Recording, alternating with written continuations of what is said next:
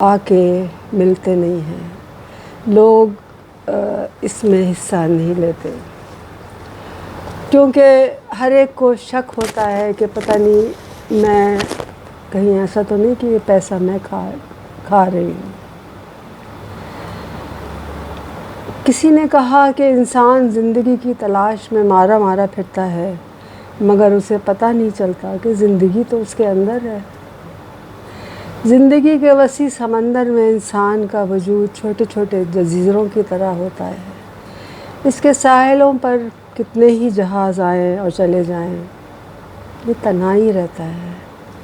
جس طرح ایک جزیرہ دوسرے جزیرے کے قریب نہیں جا سکتا، اسی طرح ایک انسان دوسرے انسان کو نہ سمجھ سکتا ہے، نہ اس کی دلجوئی کر سکتا ہے، اور نہ ہی اس کو خوشیاں دے سکتا ہے، ہاں دکھ ضرور دے سکتا ہے۔ آپ کو میں عجیب بات بتاؤں کہ ہر انسان کے دو چہرے ہوتے ہیں۔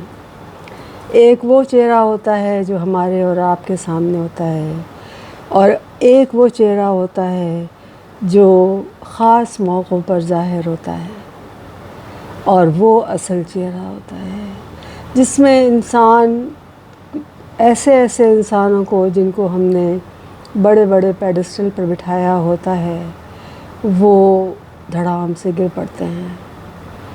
وہ بت ہوتے ہیں جو بس بت ہوتے ہیں اور ایک ہوا کے جھونکے سے گر پڑتے ہیں۔ وہ کسی کام کے نہیں۔ آپ ان سے اگر چاہیں کہ وہ آپ کی مدد کریں، اگر چاہیں کہ وہ آپ کے کسی کام نہیں، وہ آپ سے کہیں گے کہ یہ کام کرو، یہ تمہارا کام ہے، یہ تم نے کرنا ہے۔ اور ہم جیسے میرے جیسے بیوقوف لفظوں کے الٹ پھیر میں آگے سے آگے بڑھ جاتے ہیں اور بہت کچھ ایسے بڑے کام کر جاتے ہیں کہ جو شاید لوگوں کے بس میں نہیں۔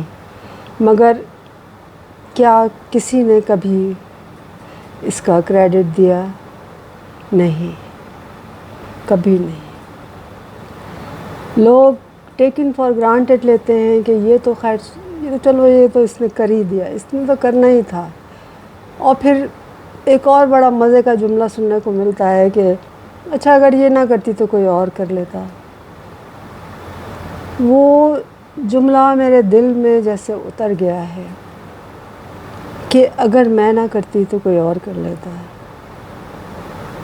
کوئی جو کام میں نے کیا وہ کوئی اور نہیں کر سکتا تھا، اور جس طرح میں نے کیا، جس طرح دن رات ایک کر کے میں نے کیا، جس طرح بغیر کھانا کھائے بغیر کچھ پیے میں نے صبح سے رات کی، اور ایک ایسے کام کو سر انجام دیا جو تقریباً ناممکن تھا اتنے کم دنوں میں۔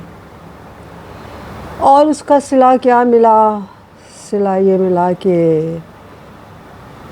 ٹھیک ہے، جتنا تمہارا خرچہ ہوا ہے وہ تم لے لو، باقی تو یہ تو کام تو کوئی بھی کر سکتا تھا، کوئی اور کر لیتا۔